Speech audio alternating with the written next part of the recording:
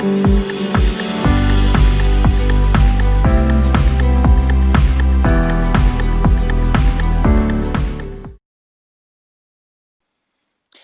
our last video, part A, we learned about how equivalency could create different rules. And in this lesson, we're actually going to learn what those rules are.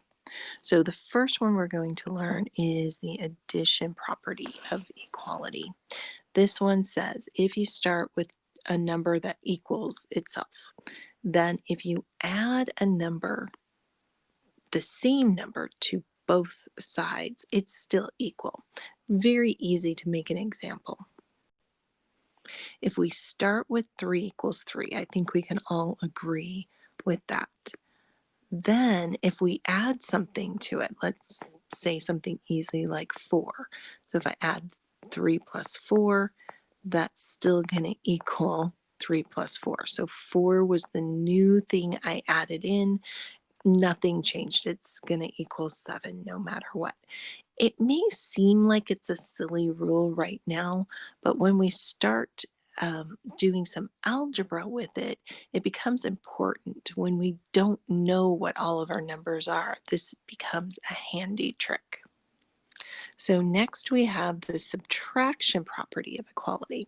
Once again, we start with some equivalency, and then you can see if we subtract that letter C from both sides, we end up with the same value. So I don't think I need to give you an example of this one. You could just change the previous example to subtraction, and I think you'll see it will be the same. The next property, the inverse property of addition, this one says that if you either add the opposite value to a value or you subtract a number from itself, it becomes 0. This might be another one of those things that you kind of go, well, duh, 5 minus 5 is going to be 0. But once again, in algebra, it becomes important. It actually becomes something that we call canceling. So we don't really cancel something. It just creates a 0. And since a 0 has no meaning, so it's just one of those formalities of math that kind of drives people's nuts, but it's something you do need to know. All right, now we've got the identity property of addition. And this is one that just says if I add 0 to any number, I get any number back. Once again, seems like a silly one, but it does become important when we're simplifying. It's actually a step that exists, but sometimes we forget it's there because we usually skip it. We don't actually have to say, oh, I'm adding 0, and so I get the same number. All right, now these are the properties we were talking about in the last video. This first one, the associative property of addition. This is the one that says we're allowed to move the parentheses as long as I have addition. Don't forget that this also works for subtraction. But you have to be careful with it. You have to remember that subtraction is really the same thing as adding the opposite. So for example, if I had something like 3, well, let's keep our same numbers. 3 minus 4, that's -1, and sometimes teachers will have you rewrite that as an addition, so 3 plus -4. And those do mean the same thing. I can start moving things around as long as I remember that that negative really belongs to the 4.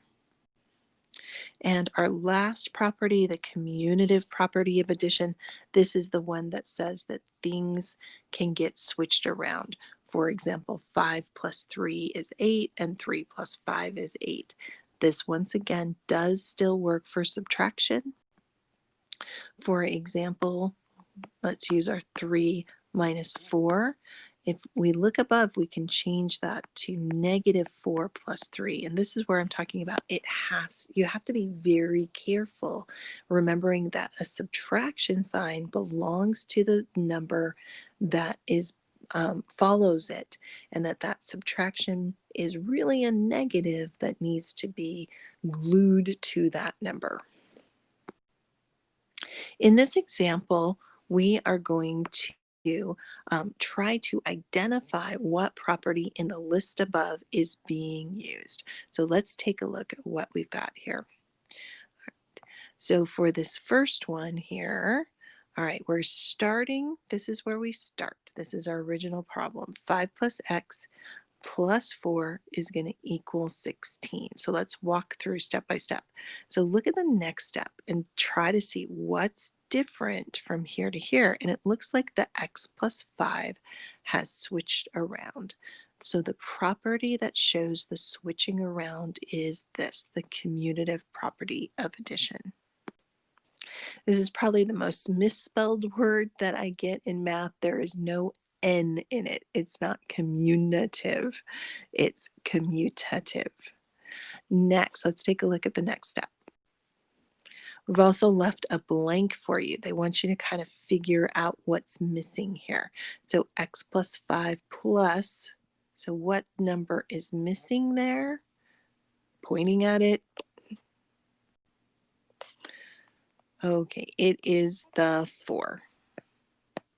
Okay, and what property did we just use? So let's take a look here. All right, so what changed? I've got x plus 5 plus 4. Well, I have x plus 5 plus 4 up here. So, okay, oh, look at where the parentheses are. So the parentheses were around the x plus 5, and now they're around the 5 plus 4. So anytime your parentheses change, that's the associative property. That's this property here. In this next step, they just want you to simplify. So 5 plus 4, we're going to write 9 there. And here we'll just write simplify.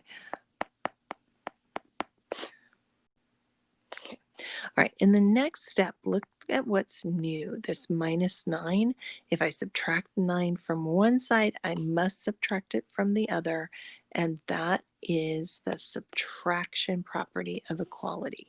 If I subtract a c from one side, I must subtract it from the other to keep it equal.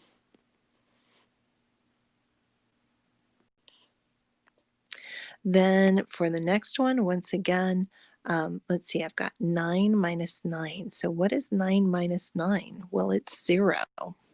And we do have a property above that talked about when you add or subtract an opposite. So add an opposite or subtract a number from itself, you equal 0. And that's what this step says right here. It equals 0.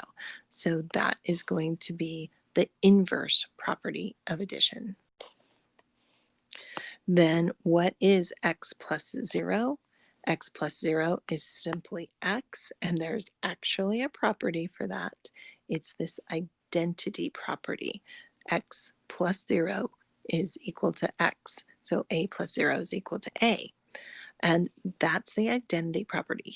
I always have a hard time keeping these two apart, so here's how I remember it, is the identity property is the one that you always get itself back. Identity. I get myself back. It's my identity. I don't lose my identity. It doesn't change at all. I don't know if that'll help you or not, but hopefully it will. And finally, we're just going to simplify. 16 minus 9 is 7, and we'll just write simplify there. And we have used almost every property up in that list above. And this is actually where we're going next. We're going to be solving equations using these properties.